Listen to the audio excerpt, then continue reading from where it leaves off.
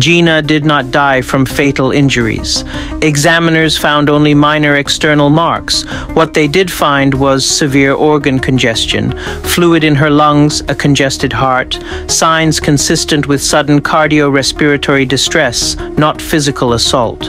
Ibig sabihin, non-fatal, yung mga nakita pong pasa doon sa hita niya is hindi po yung fatal.